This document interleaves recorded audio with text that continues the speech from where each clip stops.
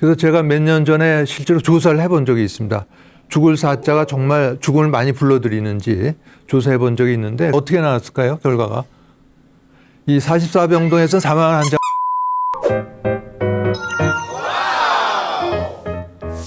네, 지금 보시는 화면은 몇 년 전에 일간신문했던 기사입니다. 제목이 죽음은 옮겨감에 불과 존중받으며 가고 싶다 이렇게 돼 있었고 부제목이 웰다잉을 실천한 그들의 마지막 순간 이렇게 돼 있으면서 우리나라 국민들이 친숙한 김수환, 추기경, 법정 스님 이런 유명한 분들의 마지막을 조명을 하고 있습니다. 그런데 이 기사를 아무리 읽어봐도 죽음이 왜 옮겨감인지에 대한 설명은 전혀 나와 있지가 않았던 거죠. 그러니까 잘 아시는 것처럼 심장이 멈추고 숨을 안 쉬고 또 동공반사 소실되면은 사망 판정을 받게 되니까 그 순간부터 육체는 부패해서 썩고 소멸하는 게 맞는 건데 왜 이걸 옮겨감이라고 했는지 같이 생각해 보는 시간 이렇게 머릿속으로 정리하면서 들으셔도 좋겠습니다. 자, 이 머리에 떠올리기 좋은 걸로는 이제 벽인지 문인지 이렇게 바꿔서 생각을 해도 되겠는데 벽이 바로 막다른 걸 뜻하니까 이제 소멸이 되겠고 문이 바로 저걸 통해서 뭔가 다른 데로 가니까 옮겨감을 뜻한다 얘기할 수가 있겠습니다. 삶과 죽음은 동전의 앞뒷면 같은 거기 때문에 우리가 제대로 된 삶을 살기 위해서라도 죽음을 직시하고 성찰할 필요가 있다. 이건 머리로는 잘 이해를 하고 있는 내용이지만은 우리 주변에서 죽음을 자주 생각하고 살아가는 사람을 만나기는 그렇게 쉽지가 않겠습니다. 자, 이거는 몇 년 전에 일간신문했던 기사입니다. 당시 모 대기업의 명예회장이 이분은 언론 재벌이었었는데요.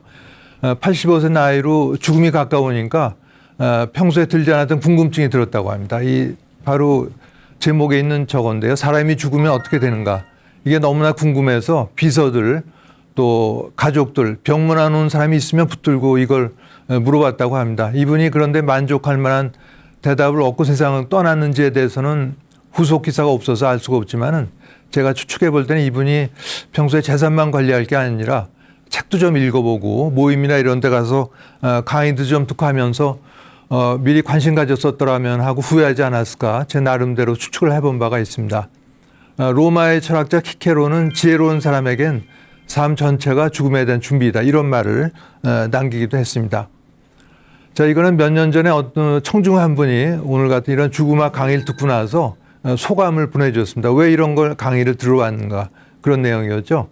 아무래도 가야 할 길인데 가는 과정의 의미를 좀 더 새기고 종착역도 어렴풋이나마 짐작을 하고 들어갔으면 싶어서 강의를 들어왔다 이렇게 얘기하면서 단순히 어떤 종교적인 접근 외에 실체에 대해서 가까이 가보고 자신의 이성으로 좀 이해하고 싶어서 강의를 들어왔다 하면서 강의를 들은 소감을 보내주기도 했습니다.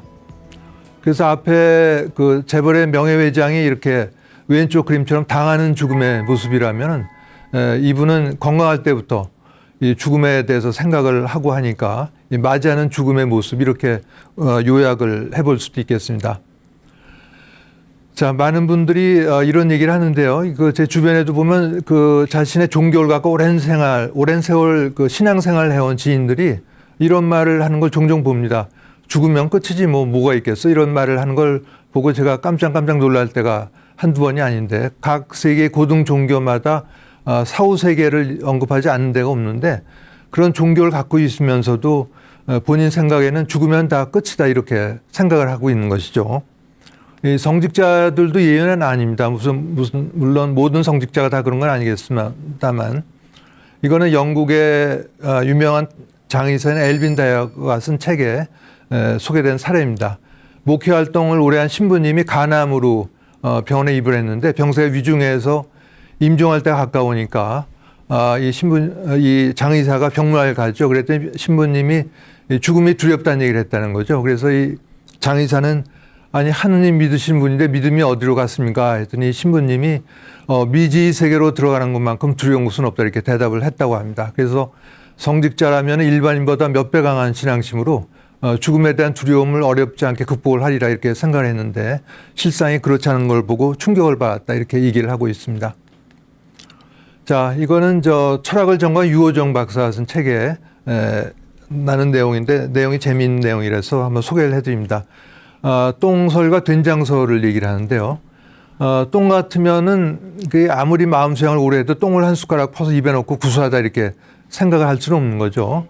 그러나 된장 같으면 냄새는 좀 구리고 이상했지만 우리가 반찬에서 먹어보면 이렇게 맛있는 반찬 있는 거, 안 걸 느끼한 거를 후회할 정도로 죽음이 똥이 아니고 된장 같은 거일 가능성이 없겠는가. 똥이라면은 생각할 필요가 없죠. 하면 안 됩니다. 괴롭기 때문에. 그러나 죽음이 된장 같은 거라면은 그렇게 기피할 이유가 없는 것이죠. 또 하나는 몇십 년 전만 해도 신랑 신부가 서로 얼굴 모른 채 부모에 의해서 양가 부모에 의해서 결혼이 결정되는 일이 있었는데 혼례식 날짜 가까움에 따라서 신랑 얼굴에 대한 여러 가지 괴소문이 돌면은 신부 마음이 불안하기 짝이 없는 것이죠. 근데 신랑 얼굴을 한번 보고 나서 그런 불안감을 떨쳐버리듯이 죽음이라고 하는 것도 우리가 몰라서 그렇지 몰라서 불안감을 갖고 있는 신랑의 얼굴 같은 거 아니겠는가 이렇게 비유를 하기도 합니다. 자, 몇 년 전이 종교개혁 500주년을 맞는 해였었는데 잘 아시는 것처럼 종교개혁에 불을 지핀 분이 바로 마틴 루터죠. 루터는 워낙 정직자가 될 생각이 아니었고 워낙 법률가가 되기 위해서 공부를 하고 있었는데 어느 날 밤 천둥번개 아주 크고 무섭게 쳤다고 합니다. 그래서 루터가 너무나 무서운 나머지 신에게 서약을 하는 거죠. 오늘 밤 날 살려주면은 반드시 신을 섬기는 사제가 되겠다. 500년 전이니까 아마 그런 생각을 하는 게 오히려 자연스럽다고 볼 수가 있습니다. 그러다 날이 밝자 아버지의 반대를 무릅쓰고 집을 나와서 수도원에 들어가서 신부가 됩니다. 그러나 오늘날 천둥번개 아무리 크고 무섭게 치더라도 이걸 하늘이나 신의 노여움으로 생각하는 사람은 없습니다. 이건 그냥 자연현상이고 더 이상 두려움의 대상이 아니고가 마찬가지로 우리가 죽음에 대해서도 잘 모를 때 이런 두려움과 불안, 공포를 크게 느끼겠지만 죽어감이나 죽음, 더 나아가서 그 후에 대해서 어느 정도 파악하게 되면은 이런 두려움과 불안에서 벗어날 수 있는 것과 같은 이치다 이렇게 비유를 해볼 수가 있겠습니다. 자, 그래서 오늘은 4번에 걸쳐서 현대인의 죽음관을 한번 알아보고 아까 그 도입부에서 말씀드린 것처럼 죽음이 소멸인지 옹교감인지 즉 벽인지 문인지 이 판단 근거가 바로 죽음과 관련해서 일어난 중요한 영적인 현상이라고 할 수 있는 근사체험 또 삶의 종말체험 이런 것들이 되겠습니다. 끝으로 훌륭한 마무리의 순으로 알아볼 텐데 자, 죽음은 다 이렇게 듣는 것도 싫어하고 보는 거 입 밖에 내기도 싫어하죠. 그래서 누가 대화 중에 죽음이란 단어를 꺼내면은 재수없는 얘기한다고 얘기 꺼낸 사람을 연박 주고 그런 건 아마 경험을 해보셨을 겁니다. 또 이 죽을 사자를 싫어하기 때문에 그 서울 시내 고층 건물에 있는 엘리베이터에도 사자가 없는 데가 많습니다. F층 돼 있다든가 어떤 건물은 바로 3층에서 5층으로 건너가기도 하는데 그래서 제가 몇 년 전에 실제로 조사를 해본 적이 있습니다. 죽을 사자가 정말 죽음을 많이 불러들이는지 조사해 본 적이 있는데 그래서 정말 사자가 죽음을 많이 불러들이면 사자 쓰면 안 되겠죠. 사자를 우리 생활에서 없애버려야 됩니다. 그래서 제가 근무하던 서울대학병원에 44병동이 하나 있고요. 이거 하나만 있죠, 이 병동은. 그다음에 사자가 하나만 들어간 병동, 54병동, 64, 74병동, 또 사자가 없는 병동, 101병동 이런데 7개, 8개를 골라서 제가 병원 전산실에 협조 공문을 보내서 이 병동에 1년 동안 입원한 환자와 사망한 환자 수에 대한 자료를 보내달라고 요청을 했습니다. 그래서 비교를 해봤는데 어떻게 나왔을까요? 결과가. 이 44병동에서는 사망한 환자가 없었습니다. 이 정형외과 병동이라 골절 환자들이 주로 입원하고 없었는데 사자가 없는 내과 계열의 병동 워낙 중환자가 많으니까 사망 환자가 부지기수로 많았던 거죠. 그래서 이걸 보고 사자가 죽음을 불러들이는 게 절대 아니구나 하는 걸 제가 실제로 확인을 할 수가 있었고 이걸 확인한 뒤에는 제가 생활에서도 활용을 하고 있습니다. KTX 같은 거 열차 예매할 때 좌석을 어딜 잡을까 할 때 4A, 4B 이런 데는 비어있을 때가 많습니다. 그래서 이런 거 얼른 찾아서 예매를 하기 때문에 시간도 절약할 수 있고 좋은 점이 있습니다. 자, 저도 이렇게 매일 바쁘게 뛰어다니고 있긴 합니다만 사실은 모퉁이 돌아서면 저런 죽음이 기다리고 있는 게 내일이 될지 10년 뒤가 될지 모르고 사는 게 우리의 삶이라고 할 수가 있겠습니다. 자, 이 사진은 3년 반 전에 거의 이제 4년이 돼가지고 경부고속도로에서 일어났던 사건입니다.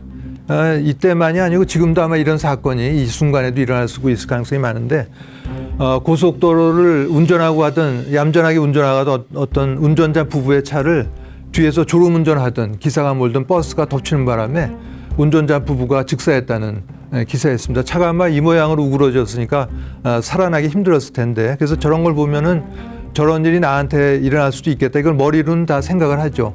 근데 이게 내일 될지 10년 뒤나 6개월 뒤가 될지 이걸 모르고 사는 게 우리의 삶, 또 죽음에 있어서의 예측 불허성이라고 할 수가 있겠습니다. 이 상황이 이럴진데 사실은 건강할 때, 병이 없을 때 유언장 이런 걸 쓰고 사전 연명의료 의향서 이런 걸 써봐야 되는데, 건강할 때 이런 거 읽으면 아주 싫어하죠. 재수없는 얘기한다고. 예, 그만큼 무관심하고 외면 혐오의 감정이 짙기 때문에 이런 반응을 보이는데, 그러다가 본인이 암, 더 나아가서 말기암 진단이라도 받게 되면 이런 얘기 이제 못 꺼내게 됩니다. 이런 얘기 꺼냈다가 나보고 죽으라는 얘기냐 이런 반응이 돌아오니까 정말 필요한 얘기를 꺼내지 못하게 되는 거죠. 그래서 어느 종교학자는 우리나라 사람 대부분이 죽음에 대해서 완전히 방치가 돼 있다가 죽음이 닥치면 벌렁 낮아빠진다 이런 말을 하는데 아주 적절한 표현이라고 생각합니다. 자, 이거는 제가 근무하던 그 병원의 내시경센터 간호사 한 분이 저에게 해준 내용입니다. 이 그 대학 동창이 5년 전에 유방암으로 이제 수술도 받고 잘 지내는데 다시 최근 재발이 돼서 다시 수술하고 항암 치료를 받는다는 거죠. 그래서 이 친구한테 이 간호사 이분은 자기가 공부한 대로 우리 모두는 죽음을 맞이하지만은 죽음이 소멸이 아니고 또 하나의 새로운 삶이다. 이런 걸 얘기하고 싶지만은 이 동창은 너무나 치료를 열심히 하면서 삶에 대한 애착이 강하기 때문에 이런 말을 꺼낼 수가 없어서 정말 도움이 되는 말인데 참 애를 먹는다 이런 애로사항을 저한테 전해주기도 했습니다. 이 그림은 1891년에 의사라는 그림인데요. 이 그림은 유래가 있습니다. 이 런던에 테이트 미술관이 있는데 이 테이트 미술관은 영국의 귀족이었던 헨리 테이트 경이 평소 모은 미술품을 영국 정부에 기증함으로써 세워진 게 테이트 미술관이죠. 헨리 테이트 경은 이 필즈라는 이 화가가 재능이 뛰어난 걸 보고 그림을 주문을 하게 됩니다. 근데 보통 때 그림은 어떤 성경이나 역사 또는 신화의 한 장면을 그려달라 이렇게 부탁을 하는 게 보통인데 헨리 테이트 경은 이때 특별한 주문을 합니다. 당신이 살아오면서 가장 감동적인 순간을 그려달라 이런 부탁을 하죠. 그래서 필즈 화가는 실제로 몇 년 전 크리스마스 전날 세상을 떠난 자기 아들을 떠올리면서 그림을 그리게 됩니다. 이 가운 중앙에 있는 게 서너 살 정도 사내아이가 호흡곤란과 고열에 시달리면서 누워있는 걸 볼 수가 있고 뒤에 바로 필즈 화가 자신이죠. 그리고 옆에 머리를 파묻고 흐느끼고 있는 아이의 엄마 이렇게 보이고 바로 옆에 턱을 개고 있는 사람이 왕진원 의사입니다. 구스타프 머레이라는 실존 인물이었는데 불과 130년 전인데도 불구하고 아무것도 해줄 수 있는 게 없었던 거죠. 지금 같으면 뭐 산소 치료 또 인공호흡기나 항생제 이런 걸 치료해서 충분히 살릴 수가 있었을 텐데 불과 130년 전만 해도 그런 치료법이 없어서 왕진호 의사 해줄 수 있는 게 턱을 개고 앉아서 밤새 같이 지켜주는 것밖에 없었던 거죠. 이걸 이 화가는 자신의 살아오면서 가장 감동적인 순간으로 그린 바가 있습니다. 자, 이 죽음을 바라보는 사회적 시각이 어떻게 변화했는가를 이 한 장의 슬라이드로 말씀을 드릴 수가 있는데 왼쪽이 바로 1951년에 유진 스미스라는 미국의 사진작가가 찍은 장례식 전야라는 작품입니다. 그건 뭐 연출한 게 아니고 있는 그대로를 찍었는데 스페인에서 한 마을 노인이 가족과 지인들이 지켜보는 가운데 임종을 맞고 있는 장면을 보여주고 있습니다. 이건 아마 70년 전이면 스페인만 그런 게 아니라 우리나라를 비롯해서 전 세계가 아마 비슷한 상황이었을 것입니다. 대부분 집에서 죽음을 맞이했고 죽음이 일상사에 포함되어 있었고 또 손자, 손녀가 할아버지, 할머니 돌아가신 걸 다 봤기 때문에 가족 구성원이 마지막 삶을 보살피는 분위기였다 이렇게 얘기할 수가 있겠습니다. 그러다 오른쪽으로 바뀐 게 최근의 모습이죠. 말기암 환자가 의식이 나빠지면 다 이렇게 중환자실에 들어갑니다. 기도 삭감을 하고 인공호흡기 연결하고 그래서 가족과 격리된 채 새벽 2시쯤 혼자 세상을 떠나는 게 많은 현대인들의 임종의 모습이라고 얘기할 수가 있겠습니다. 이렇게 된 데는 20세기 과학이 발달하고 오히려 생명 연장 의료 기술이 발전하게 된 데 많은 원인이 있다는 건 상당히 아이러니한 일이다 이렇게 얘기할 수가 있겠습니다. 이런 분위기하고 맞물려서 의료진도 죽음이라고 하는 게 삶을 마무리하는 하나의 과정이라기보다는 치료의 실패나 의료의 패배로 보는 경향이 짙어지게 됐다 이렇게 드릴 수가 있는 거죠. 바로 이러한 그 분위기의 변화 때문에 살 날이 한 달도 안 남은 환자가 끝까지 항암 치료를 고집하고 이런 일들이 아직도 일어나고 있다 얘기할 수가 있습니다. 자, 죽음이 뭐냐 물어보면 많은 분들이 이렇게 잘 있다가 이런 건물이나 또 집안에 갑자기 정전되면서 그냥 깜깜해지는 거 아니겠는가 이렇게 얘기하는 분들이 의외로 많습니다. 우리 주변에도. 10여 년 전에 우리나라에서 상영했던 이 굿바이라는 영화의 마지막 후반부 장면인데요. 이 노인이 나오는데 이분은 문지기로서 수십 년 동안 많은 사람을 배웅한 즉 화장한 노인 직원이죠. 이 장면에서는 지인의 어머니가 사망을 하자 시신을 화장로에 넣고 화장을 하면서 자기의 체험을 얘기합니다. 죽음은 끝이 아니고 다른 차원에 가는 분이다. 이런 자기의 체험을 얘기를 해주죠. 이렇게 화장장에서 수십 년 동안 많은 사람을 배웅한 이 노인 직원이 체득한 것처럼 죽음은 열린 문이고 다른 차원의 이동이다. 이렇게 볼 수 있는 죽음관이 있겠습니다.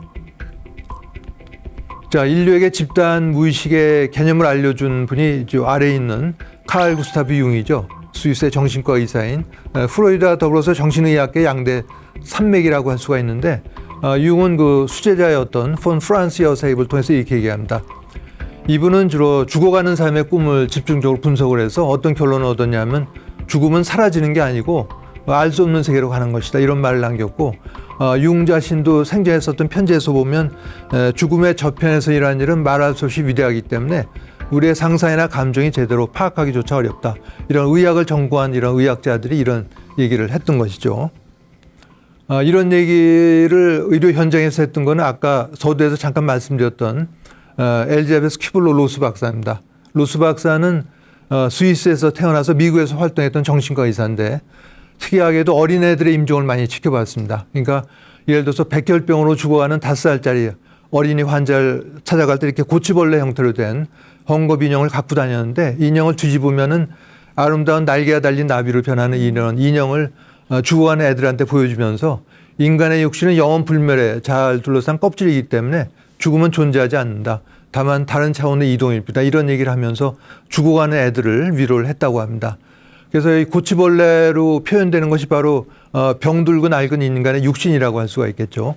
이 나비, 아름다운 날개 달린 나비가 바로 육체로부터 분리되는 즉 우리말 의식체라고도 할 수가 있고 영어로는 스피릿, 소울 이렇게 이해할 수가 있겠는데 완전히 날아가 버리는 게 이제 죽음이 되겠고 불완전하게 분리됐다가 다시 돌아오는 게 오늘 소개해드릴 근사체험 이렇게 얘기 드릴 수가 있습니다.